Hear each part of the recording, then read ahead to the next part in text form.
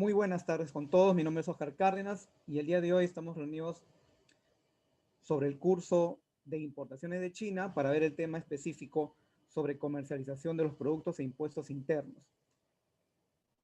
Esta es la séptima unidad acerca del curso de importaciones de China, para lo cual es importante tener claro algunos conceptos previos que nos permiten precisamente comercializar los productos.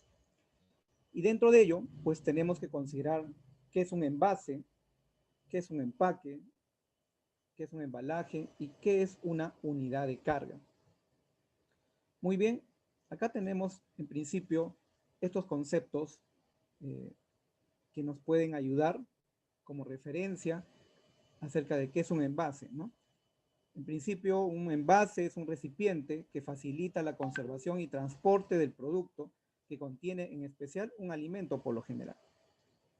Envoltura exterior del producto que sirve para su protección y promoción, ¿no? El empaque tiene que ver con recipiente que facilita la presentación y comercialización de un producto. El embalaje es caja o cualquier envoltura con que se protege un objeto que se va a transportar. Tenemos primario y secundario. ¿Y qué es una unidad de carga?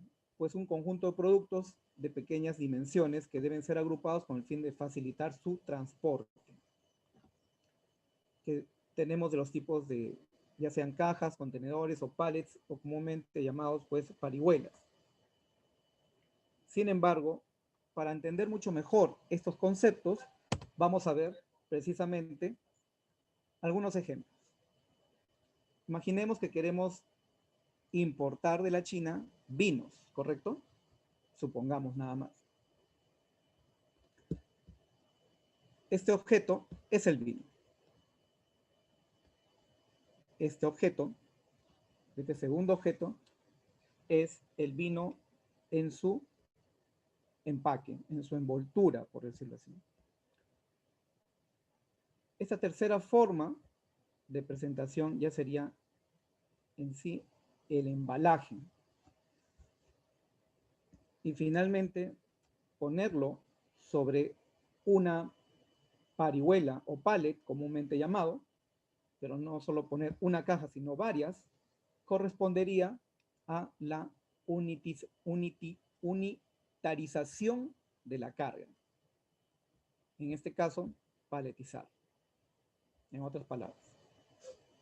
Entonces, entendamos primero el concepto de envase. El envase es el que contiene en sí al producto. Claro, permite trasladarlo, permite usar el producto, ¿no? Constantemente hasta que se termine en este caso. Pero fíjense que el envase contiene directamente al producto. ¿Correcto? En este caso, el producto o lo podemos comercializar en botella, es decir, lo podemos vender directamente al público en botella o, en este caso, en este empaque, ¿correcto? En este empaque. Es decir, puesto en una cajita de presentación, ¿correcto? Que permite precisamente darle mayor valor al producto. Es decir, ya le da un sentido de poder regalar como un bien mucho más preciado antes que tenerlo en solamente la botella, ¿correcto? Y es muy apreciado precisamente tenerlo en una caja, ¿correcto? Sin embargo, estas dos formas, ya sean en base o en empaque, solo permite el uso final del producto, ¿correcto? Están relacionados al uso final del producto, es decir, a la adquisición directa del consumidor. Pero para efectos de traslado de largas distancias, como es el caso de las importaciones, no solamente hablamos de transportar entre países, sino también de transportarlo entre regiones o provincias, se requiere precisamente acondicionarlo en otros recipientes que permiten precisamente el transporte eficiente y, por tanto, de disminuir los costos para su comercialización masiva. En este caso, estamos hablando de cajas que contengan no solo un producto, sino varios productos del mismo. Y para ello se utilizan ese tipo de cajas que contienen precisamente a la presentación unitaria o en empaque, ¿no?, del producto que va a ser consumido, ¿no? Y en este caso, pues precisamente tenemos corresponde al embalaje. El embalaje contiene, como se indicó anteriormente, ¿no?, con que se protege un objeto que se va a transportar, puede contener varios productos. Acá tenemos este embalaje, que sería, digamos, primario, es decir, contiene al producto principal, ¿correcto? Y esa sería ya la forma como vamos a transportar grandes volúmenes o cajas de embalaje. Y de esta manera podemos trasladar grandes distancias. En este caso, las importaciones de China, ¿no? Si traemos botellas de vino, pues vendrán de esta manera, debidamente apiladas con una altura determinada y además precisamente rotuladas, que ya vamos a ver en su momento. Debidamente envueltas, ¿correcto? Para que no se desborden precisamente, ¿no?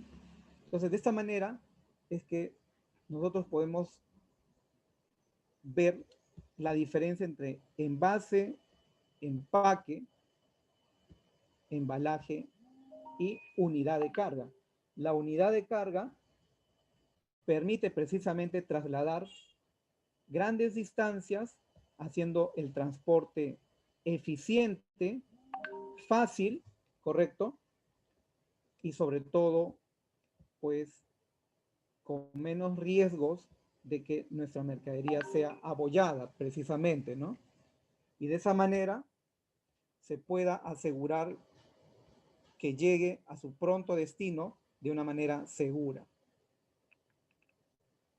¿Correcto?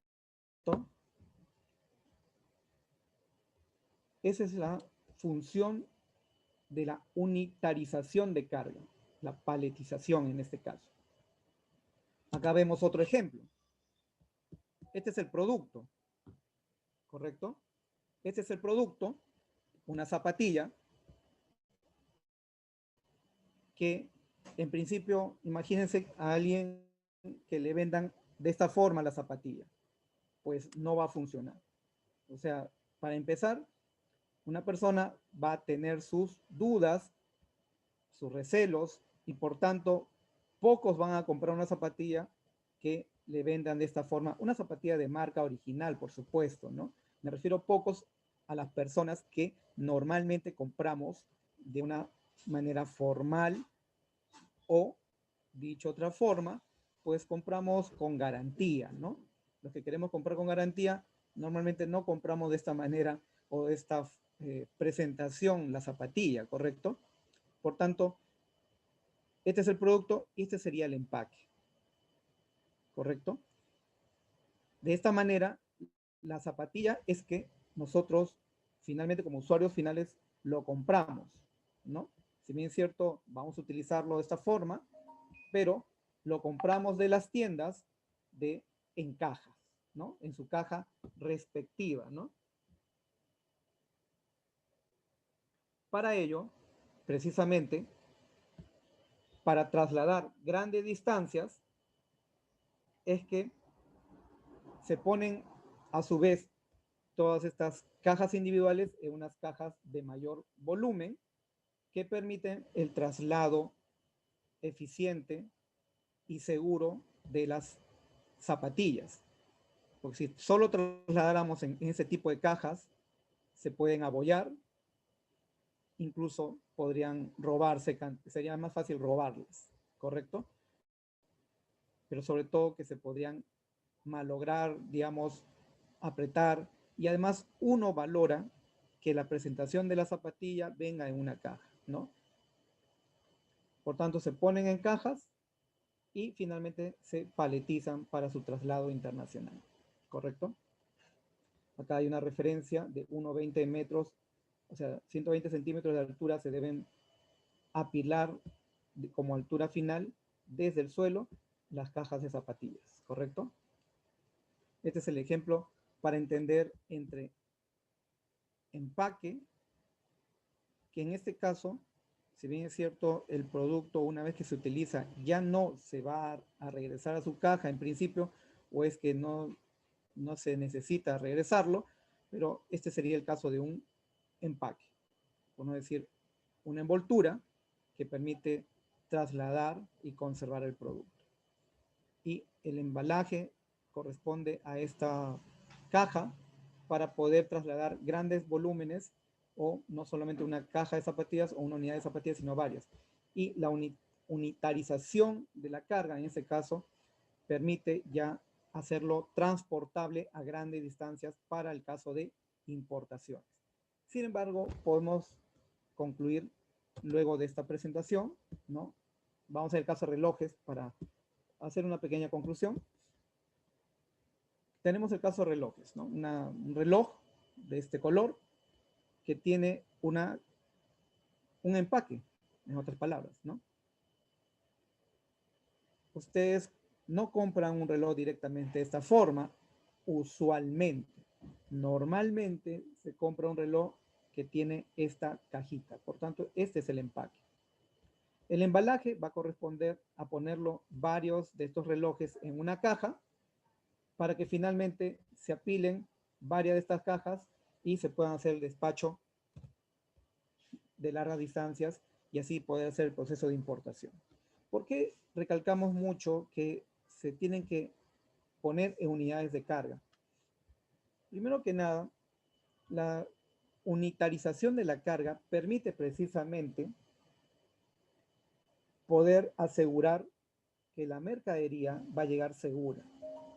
Segundo, pues una optimización de los costos de transporte o de flete, porque imagínense, nosotros que supongamos que vamos a traer grandes volúmenes de relojes, ¿no? Deportivos, entre relojes de lujo y otros. Entonces, nuestro proveedor que nos ofrece varias gamas u opciones de estilo de reloj, nos va a vender en varias cajas. Supongamos 50 cajas de relojes. Transportar 50 cajas de relojes de ese tipo no es nada eficiente, o en todo caso no es nada tampoco seguro como nada rentable. Es decir, va a ser un alto costo tenerlos por separado. Es más rentable, o por decirlo así, menos costoso, juntar varias cajas y ponerlos sobre un pallet y finalmente envolverlo con plástico para que de esa manera esta unidad de carga permita precisamente tener menos bultos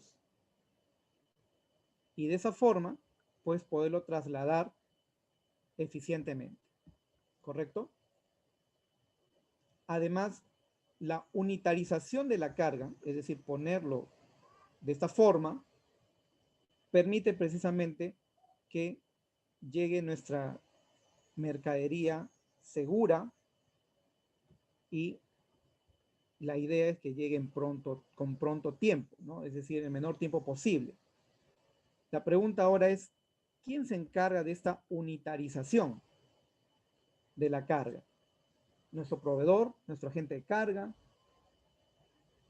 una persona que nosotros coordinemos localmente. ¿Quién se encarga? Pues la idea es que principalmente el proveedor lo pueda unitarizar. Entonces, en nuestra cotización tenemos que leer eso, si incluye o no la unitarización de la carga y de preferencia solicitarle, ¿no?, que lo haga. Algunos se preguntarán, ¿en qué condiciones podemos nosotros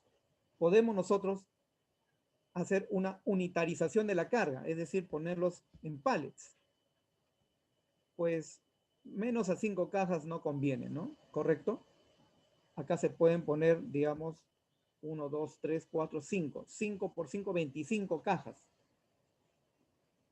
Debidamente acondicionadas, apiladas, ¿correcto? Entonces, 5 cajas no vamos a hacer pues una unitarización de carga.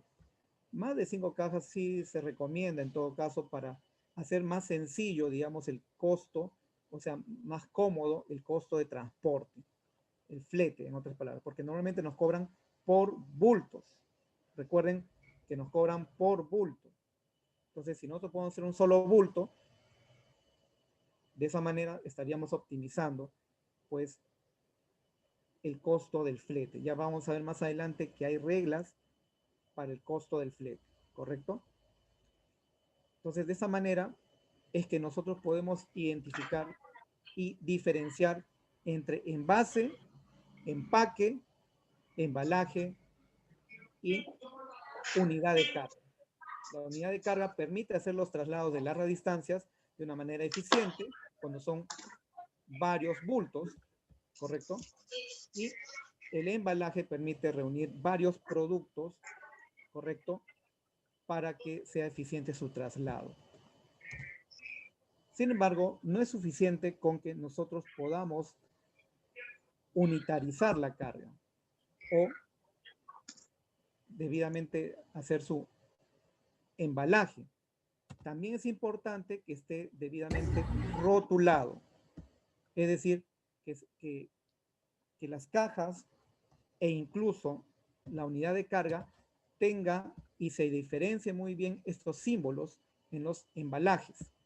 Es decir, que nuestra carga, si vamos a trasladar, por ejemplo, artículos de vidrio, pues debidamente la caja tiene que tener ese símbolo de frágil. Y si no deseamos que encima de nuestra carga vaya otras cajas, debemos poner no apilar, ¿correcto? Estos símbolos son muy importantes que se tengan que especificar en el momento del embalaje. Incluso, ¿no?, si el producto tiene que estar alejado del calor, se utiliza este símbolo. Alejado de la humedad, este otro símbolo de paraguas. Y si deseamos, como usualmente ocurre en el caso, por ejemplo, de los productos líquidos o incluso tecnológicos, se pone este símbolo que dice este lado hacia arriba, es decir, tiene un sentido, un lado determinado, ¿correcto? Acá tenemos otro símbolo que también es importante, dice apilar no más de 8 unidades respectivas, ¿no? O sea, 8 cajas, 8 bultos, etcétera, ¿no?, que estén apiladas, ¿no?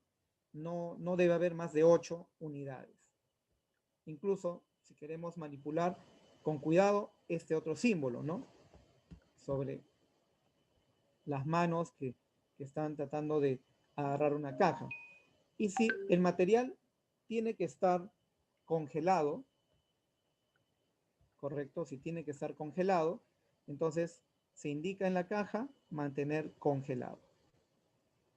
Por ejemplo, ¿no?, los productos como ciertos pasta de cacao, manteca de cacao, ¿no?, ese tipo de productos tiene que indicarse mantener congelado en la caja, porque se transportan en cajas. Si bien es cierto, se transporta finalmente en contenedores, pero hay que tener esta consideración con precisamente el rotulado en la caja. Estos son los principales símbolos que se utilizan en los embalajes para el cuidado de los mismos, la protección y seguridad de nuestro producto. Y si deseamos que el producto no tiene que estar congelado, pues simplemente una X sobre el pingüino, ¿correcto? Muy bien. Entonces, finalmente, estas cajas o estas unidades de carga no es que necesariamente se tengan que llevar de esta forma, ¿no? Normalmente, así, pallets. Normalmente se tienen que transportar en contenedores. Entonces, en este caso tenemos un contenedor de carga seca, normalmente se denomina carga seca, y normalmente los contenedores tenemos de 20 pies y 40 pies, cuyo largo, acá se indica, ¿no? 6 metros el de 20 pies y 12 metros el de 40 pies. Con un ancho, el largo es este, ¿correcto? El ancho es lo que cubre las puertas, ¿correcto?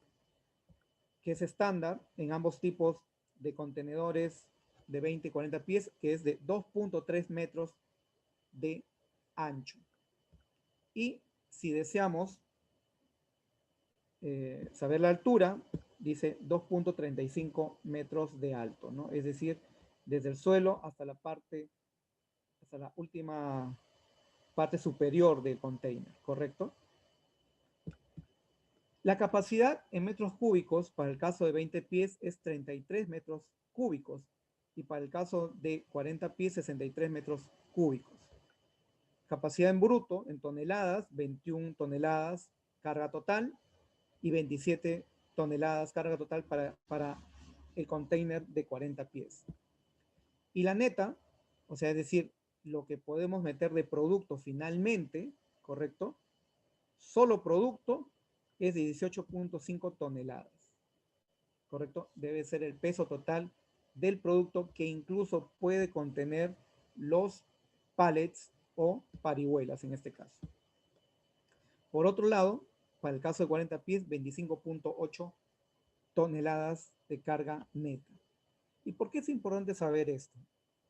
Cuando nosotros vamos a importar y si nuestro proveedor nos indica que nos va a despachar 80 cajas, la pregunta es, ¿qué volumen tiene cada caja? ¿Correcto? Imaginemos, solo imaginemos, que vamos a trasladar cajas de 60 por 60 o 55 centímetros de largo por 60 centímetros de ancho y 50 de alto. Solo imaginemos. Entonces, a lo largo de un container, en un container de 20 pies que tiene 6 metros, a lo largo solo podremos poner 10 cajas, ¿correcto? A lo largo. A lo ancho, como tiene 60 centímetros, ¿no? De ancho, nuestras cajas, entonces pondremos solo 3 cajas, porque el ancho tiene 2.3 metros, es decir, 230 centímetros. Si quisiéramos poner 4 cajas, no va a alcanzar, porque cubriría en total 240 centímetros y solo disponemos de 230. Entonces, 6 de largo, 3 de ancho, ¿no? Serían 18 cajas en cada nivel, ¿no es cierto? Ahora, ¿cuántos niveles podríamos poner? Imaginemos que solo ponemos cajas nada más y que podemos apilar varias, hasta un máximo de 8. Solo imaginemos. Entonces, como tiene 50 centímetros de alto, ¿correcto? Si nosotros, 55 centímetros de alto, perdón. Entonces, nosotros vamos a poner a lo mucho 4 niveles de cajas, ¿correcto? Porque 55 por 4 cubriría 220 centímetros y solo disponemos de 235 centímetros.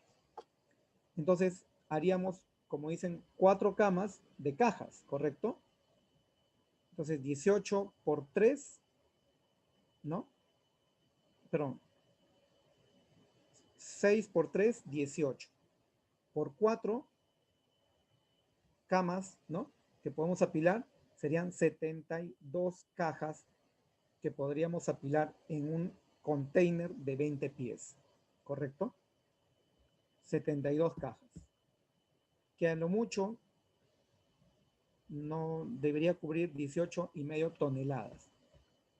Pueden ser zapatillas, pueden ser relojes, puede ser cualquier cosa, ¿no? O sea, pero siempre y cuando no sobrepase esas 72 cajas de 18,5 toneladas, ¿correcto?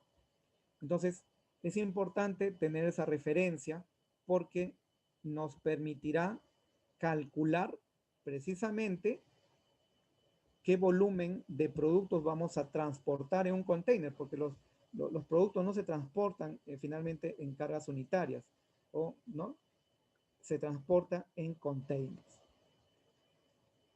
Y eso es muy importante tenerlo presente. Si finalmente nuestra carga vamos a transportarlo y va a cubrir solo un container, entonces nos conviene pues fletar todo un container, ¿correcto? Tenemos tipo de container, otros tipos, ¿no? Porque el primero es lo que llaman el dry fan, es decir, el seco, ¿no? Container seco. Y acá tenemos otros tipos, tanque cisterna, reefer, que es un container refrigerado, el open side, es decir, que se puede abrir no solamente por las puertas laterales, sino también tiene una puerta frontal. El open top, que no tiene, en otras palabras, techo, ¿correcto?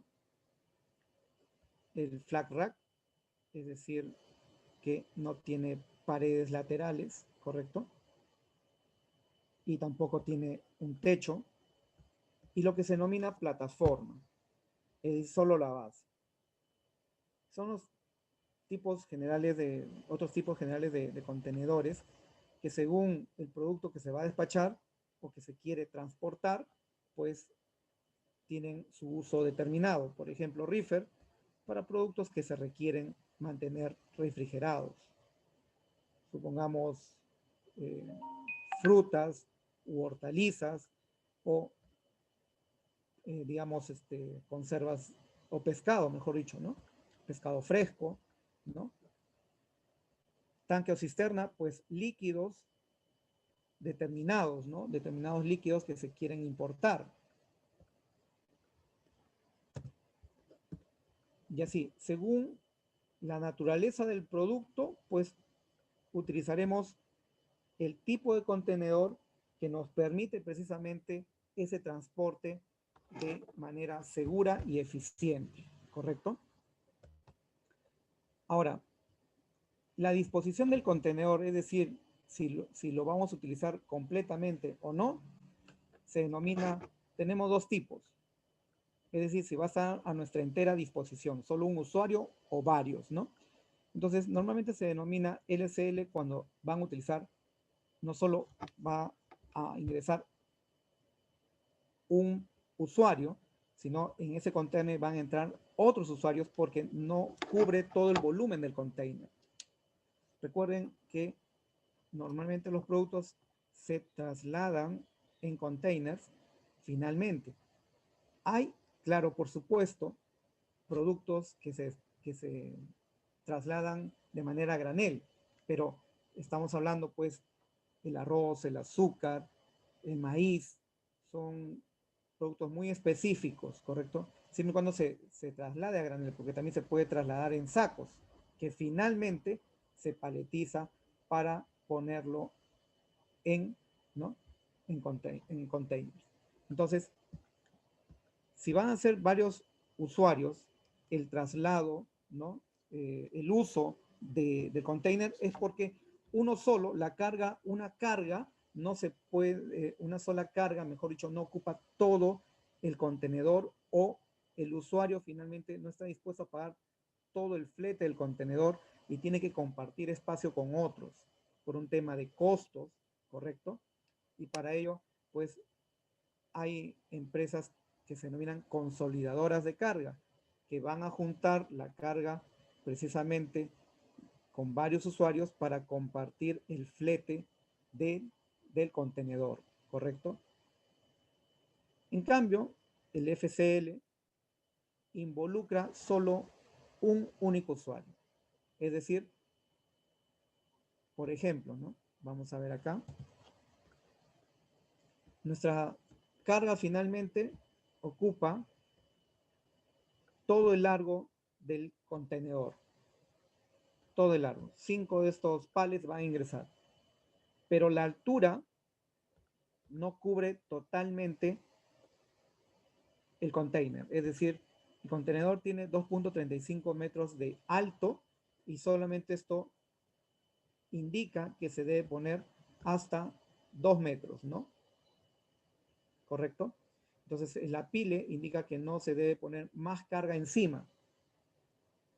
Entonces, por un tema de oportunidad y de costos también, es que finalmente vamos a desaprovechar esos 35 centímetros de espacio, pero asegura que nuestra carga precisamente pueda ser trasladada en buenas condiciones.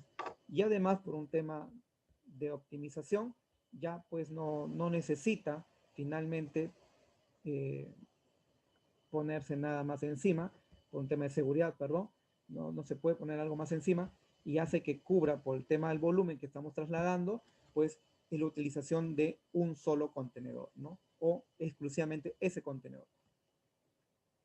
Entonces, normalmente el servicio o es LCL o es FCL, ¿correcto? Y eso hay que tener en consideración cuando vamos a hacer nuestra importación de mercadería, lógicamente de grandes volúmenes, porque si vamos a traer una cajita, ¿no? O un bulto de 20 por 50 por 40, pues no necesitas pues ni apilarlo, ¿no? Entonces, simplemente eso lo traes de otra forma por DHL, ¿correcto? O por Serpos, como gustes, dependiendo de tu presupuesto, en otras palabras, y del tiempo que tú puedas esperar, ¿correcto? Estamos hablando acá de volúmenes regulares de mercadería, ¿no? Que estamos hablando 6, 7, 8 cajas de productos, ¿correcto? Entonces, hay que tener presente si va a ser la utilización de un contenedor o su disposición en tipo es LCL o FCL. Recuerden que LCL entonces vamos a esperar a que, como dicen, se consolide la carga a través de empresas consolidadoras de carga o pues podemos disponer completamente del contenedor. Por otro lado, tenemos reglas de flete. Y las reglas de flete se basan en dos variables nada más. O por volumen o por peso.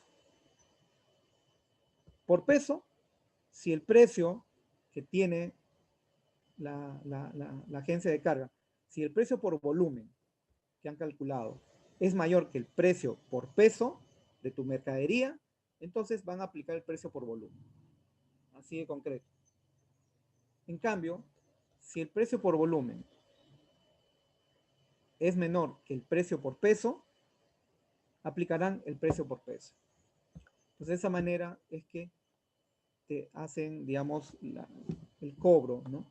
No te vayas a sorprender, oye, pero si pesa, si mi carga, mi mercadería, pesa cierta cantidad y tú me has cobrado la vez pasada un peso determinado, ¿no? Me puedes decir, sí, pero resulta que ahora no lo cobran por peso, lo cobran por volumen, porque cobran según lo que más les conviene, ¿correcto? Hay precio por volumen y precio por peso. Tengan eso presente. Entonces no vayan a creer que es se puede multiplicar tan fácilmente el peso que nos salió en un peso pequeño determinado y eso va a ser lo que nos van a cobrar en general. No piensen eso. Muchas veces marca el volumen que va a corresponder a la mercadería que queremos transportar. ¿Correcto? Tengan eso presente. Por otro lado, ¿qué tributo vamos a pagar sobre nuestra mercadería? Bueno, ya lo vimos en la reunión anterior acerca precisamente sobre el cálculo de los impuestos, ¿no? Tenemos estos tipos de impuestos, ad valorem, IGB, IPM, antidumping y percepción, ¿no? E incluso impuesto selectivo al consumo. Esto lo vamos a ver rápidamente, pues se puede consultar en la página de SUNAT poniendo el código respectivo de la subpartida o el nombre del producto en general, ¿no? Y hacemos la consulta. Y para el caso de relojes, pues vimos que estos son las tasas, ¿correcto? Para el caso de ese tipo de micrófono boya, ¿no? Que es muy útil, muy eficiente incluso y muy práctico, que evita que se escuche el sonido alrededor más que tu propia voz, pues estos son los costos, ¿no? Por ejemplo, su partida 9809-000030 es para mercadería que está entre 200 a $2000. Tengan eso presente. Por eso que aparece en ese tipo también, a pesar que es reloj, a pesar que es otro producto, pero aparece la misma subpartida. Tengan eso presente. Y para productos cuyo valor FOB es menor a $200 o igual a $200, se utiliza el código 10 en vez de 30, en este caso, ¿no? Muy bien. Para el caso, pues, de las sillas gamer, ya empiezan a identificarse otros impuestos, ¿no? Se utiliza, además de lo anterior, ad valorem, IGB, IPM, se utiliza también la percepción, ¿correcto? Y recuerden, ¿no? Normalmente se aplica entre 0, 4, 6 y 11% la tasa ad valorem. Sin embargo, acá aparece 0. ¿Por qué? Porque este objeto está dentro de el Tratado de Libre Comercio, que está exonerado de impuestos al ingreso a las importaciones. Eso hay que tenerlo muy presente, ¿no? Incluso vimos en su momento que en la parte de restricciones, ahí podemos, perdón, en la parte de convenios, podemos ver si aparece la China, ¿no? Que es donde estamos importando el producto. Si aparece la China, va a indicar qué tasa, qué porcentaje se está exonerando, ¿no? Y eso hay que tenerlo muy presente. Y el caso de las botas hiking o botas de montañismo, ¿no? Ya aparece el dumping, ¿correcto? Donde precisamente indica, ¿no? Una tasa según el precio de cada bota. Y hay un rango según el precio, que también ya lo vimos en clase anterior, con más detalle, ¿no? Entonces, hay que tener eso presente. Acá vamos a indicar igual, ¿no? Que vemos en derechos antidumping, para tener una referencia, derechos antidumping, en el caso de la bota acá aparece S, en esta parte, y en esa parte S vamos a ver esta pantalla, ¿no? Identificamos botas de hinking con la validez del tiempo que corresponde, fecha de inicio 30 de noviembre de 2016, fecha fin 30 de noviembre del 2021. Es decir, hasta el 2021 van a regir estas tasas. Y acá este es el rango de precios. En este caso, nosotros estamos en el tercer rango. De 7.36 a 11.03 aplica 8.54% de la tasa. ¿Correcto? Y del precio FOB.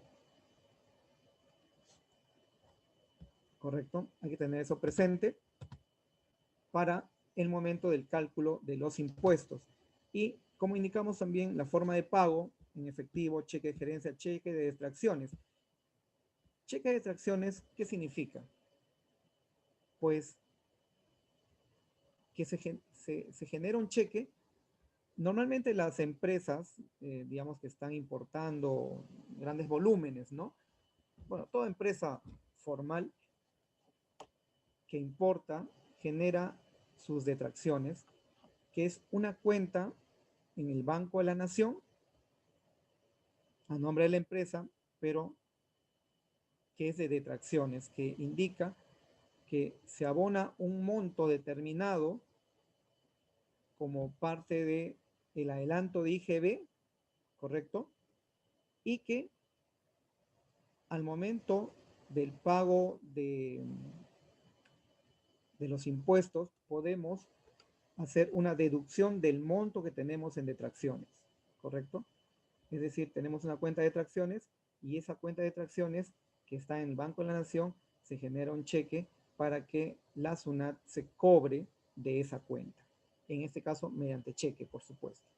Pago electrónico, pues, como indicamos, es un sistema que hay que afiliarse a través de la página de SUNAT mediante la clave SOL, ingresando por el portal, ¿no? Correspondiente. Y pago diferido, que permite precisamente pagar en plazos o fechas posteriores. Se denomina que se utilizará, mejor dicho, garantías, y hay garantías de uso global, o garantías que permite pagar 2 a más declaraciones, o las específicas que solo permiten pagar una declaración, y el tiempo de pago mínimo es de 3 meses. En cambio, la global permite pagar hasta un año, pero máximo el 31 de diciembre del año correspondiente, del año presente, ¿no? Entonces, estas son las opciones cuando se utilizan garantías, ¿no? Como se indicó también en su momento, pues si se paga con garantías en el tipo de despacho anticipado y urgente, se tiene hasta el 21º día del mes siguiente del término de la descarga, ¿correcto? Y si es un operador económico autorizado, tiene hasta el último día del mes siguiente. En cambio, si es un despacho diferido y urgente también en todo caso, es decir, ya está la mercadería en puerto, entonces se podrá pagar hasta 15 días del mes siguiente de la carga, de la fecha de carga, de la fecha de descarga, ¿no? De la fecha del término de descarga. Solo hasta 15 días del mes siguiente, a diferencia del anticipado que se tiene 21 días, ¿correcto? Y sin garantías, pues, si no tienes garantías y el pago es inmediato, ¿no? O sea, en efectivo u otro mecanismo que no sea con garantías, entonces el despacho anticipado y urgente, es decir, la importación por despacho anticipado o urgente, eh, se pagará, acá dice, desde la fecha de numeración de la declaración hasta la fecha del término de la descarga. En este caso, como indicamos en su momento, si llegara hoy día, ya hemos hecho nuestra declaración hace una semana, y llegara hoy día y termina de descargar la carga el día de mañana, solo hasta mañana tenemos plazo, ¿correcto? Hay que tener ese cuidado. Y para despachos o para importación con despacho diferido o urgente, es decir, con mercadería que ya está en puerto, se tiene que pagar el mismo día de la numeración de la declaración. Recuerden eso, tengan eso presente. Muy bien, el agente de aduanas, en este caso, nos va a permitir, nos va a facilitar, ¿qué cosa? Los trámites en aduanas, ser nuestro representante ante aduanas. Pero además, va a liquidar los tributos. Ellos ya tienen su proceso de liquidación de tributos mediante el acceso a la clave, a nuestra clave SOL, ya sea como persona natural o como persona jurídica, que corresponde a montos mayores a $2,000, ¿correcto? Eso hay que tener presente.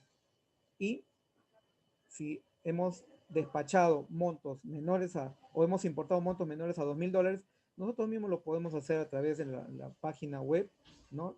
Utilizando nuestra clave SOL en el portal de SUNAT. Sin embargo, es importante siempre tener la orientación del agente de aduanas, ¿correcto? Es importante habilitarlo al agente de aduanas con la clave SOL correspondiente. Hay un tipo de permiso para ello. Y este es el formato, ¿no?, que se utiliza para liquidación de los impuestos. No hay que hacernos muchos problemas con el tema de liquidación de impuestos. En este caso, normalmente la agente de aduanas nos va a ayudar, ¿correcto? Este es otro ejemplo. Y por otro lado, tenemos que la carga, nuestra mercadería, tiene que asegurarse. Normalmente, ¿no? La mercadería que nosotros trasladamos desde la China hasta Perú, pues se asegura. Pero por qué es importante asegurarlo? Porque puede ocurrir distintas eventualidades, cualquier problema o situación que afecte nuestra mercadería y que no garantiza precisamente no solamente la llegada, sino la llegada en buenas condiciones. Y eso hay que tenerlo muy presente. El asegurar la carga nos garantiza, en otras palabras, nuestra inversión. Nos garantiza que incluso nuestra mercadería llegue en determinadas condiciones, de lo contrario, podemos reclamar. Sin embargo, va a depender del tipo de póliza de seguro que nosotros contratemos, ¿correcto? Y para ello, pues normalmente, acá voy a mencionar una tasa referencial promedio de cuánto se cobra por determinadas vías de transporte, el precio de los seguros, ¿no? En promedio, $2.76 por kilogramo si lo hacemos vía marítima, en promedio, ¿no? $26.24 para el caso aéreo y $23.48 para el caso ferroviario. Más que todo, esto es bastante referencial porque también la situación de la pandemia ha elevado estos precios fácilmente en su momento, pues por 4 o 5 veces, ¿no? Entonces, pero para tener una idea de cuál es la diferencia más que todo entre el precio del seguro marítimo y el precio del seguro aéreo. Esta es la gran diferencia. En otras palabras, 10 veces, 10 veces, 10 veces, 10 veces el costo del marítimo puede corresponder al seguro aéreo. ¿Correcto? Entonces, hay que tener eso presente al momento de traer nuestra mercadería, sobre todo para poder planear con tiempo y cuidar nuestro presupuesto de inversión. Es para ello precisamente estar revisando con tiempo nuestros proveedores, coordinando con ellos con mucha anticipación, sobre todo con los proveedores de China, que el traslado, el tiempo puede tomar desde un mes hasta 45 días vía marítima. Pero los fletes de traerlo vía marítima es más o menos costoso que traerlo por vía aérea, ¿correcto? Ya indicamos en su momento que si vamos a tener 50 kilos o menos, pues conviene hacerlo aéreo, y si es más de 50 kilos, conviene hacerlo marítimo, ¿no? ¿Qué tipo de pólizas tenemos? Abiertas o automáticas, o individuales o específicas. Abiertas o automáticas, pues por lo general para las empresas que normalmente tienen un tráfico de importación continuo, es decir, están importando todos los meses y grandes volúmenes, ¿no? A esas normalmente corresponden las abiertas, pero si vamos a hacer una importación 4 o 5 veces por año, pues nos conviene una individual o específica, ¿correcto? Y bueno, dependiendo del monto, pues, ¿no? Si es un monto en general, pues, menor a $8,000, ¿no?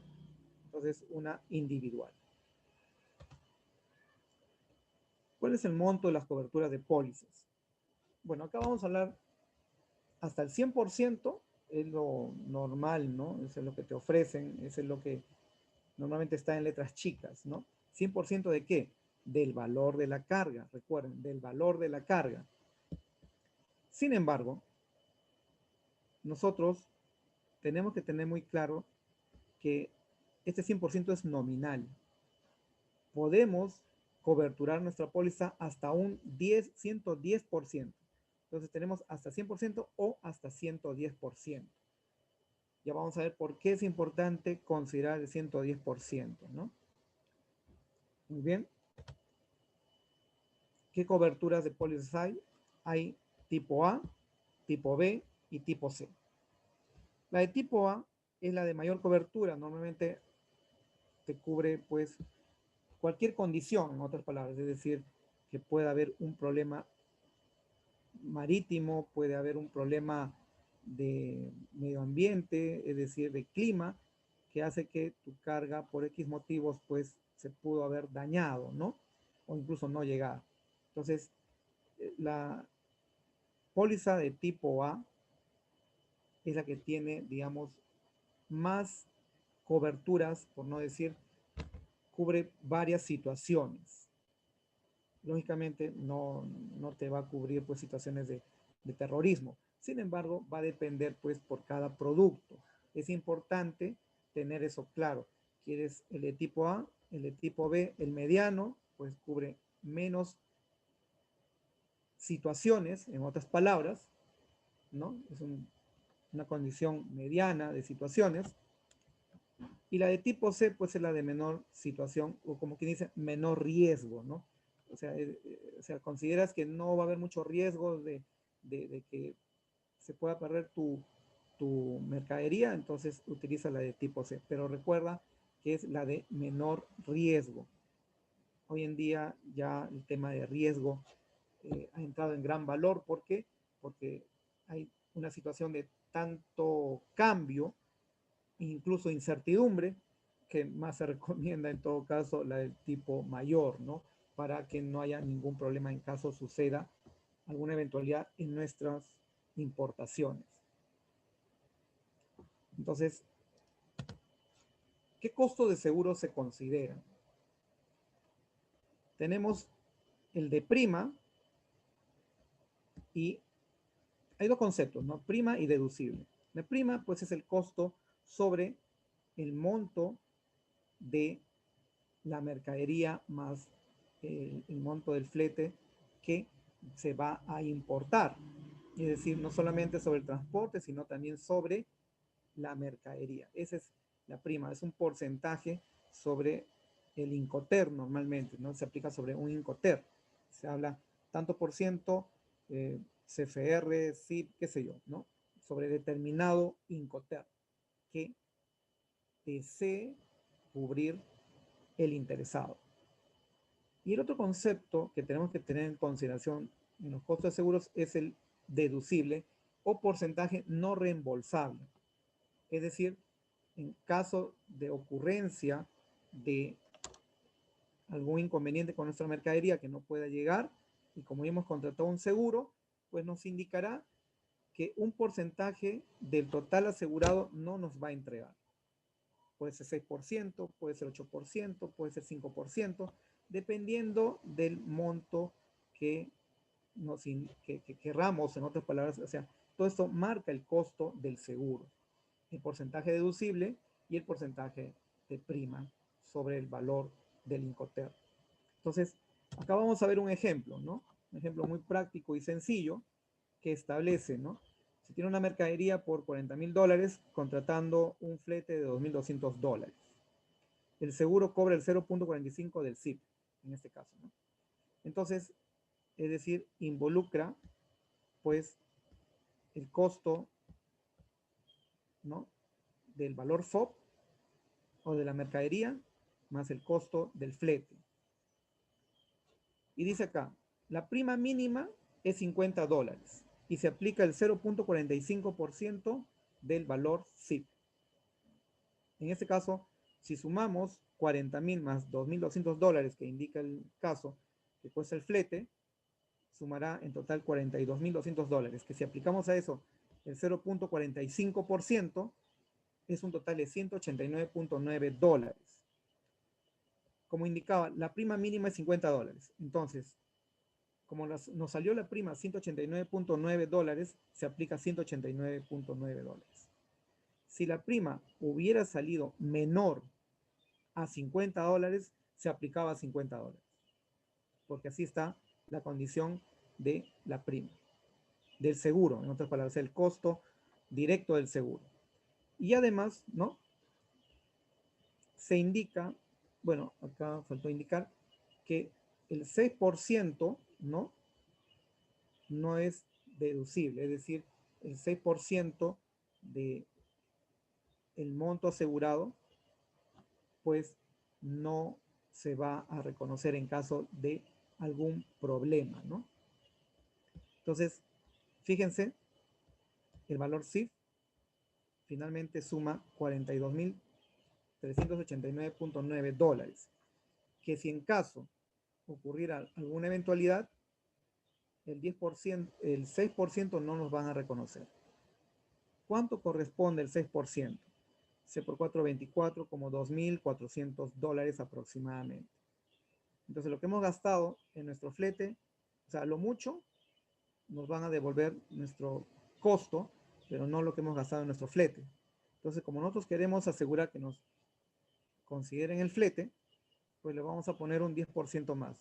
Entonces, a $42,000 le vamos a sumar el 10% y saldría $46,628,89.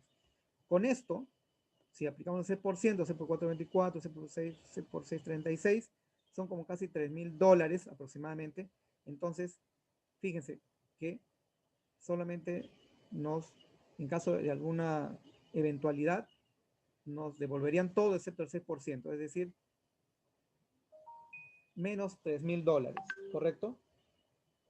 Entonces, la prima, para asegurarnos que nos van a devolver todo lo que hemos gastado, en otras palabras, pagaríamos $209.83. Entonces, para eso es importante considerar y saber cuánto de deducible está considerando el seguro, ¿no? Para poder tener esa certeza que no va a haber problema en caso ocurra o sea, haya una ocurrencia y nos devuelvan menos de lo que hemos gastado finalmente, ¿correcto? Entonces hay que tener eso presente. Muy bien, muchas gracias con todos. Esto ha sido todo por el día de hoy acerca de el tema de los seguros, el tema de los impuestos y el tema de los envases y embalajes para poder comercializar debidamente nuestro producto. Cualquier duda o consulta lo pueden hacer a mi correo o al WhatsApp correspondiente, que les estaré respondiendo en cualquier momento. Muchas gracias. Hasta luego.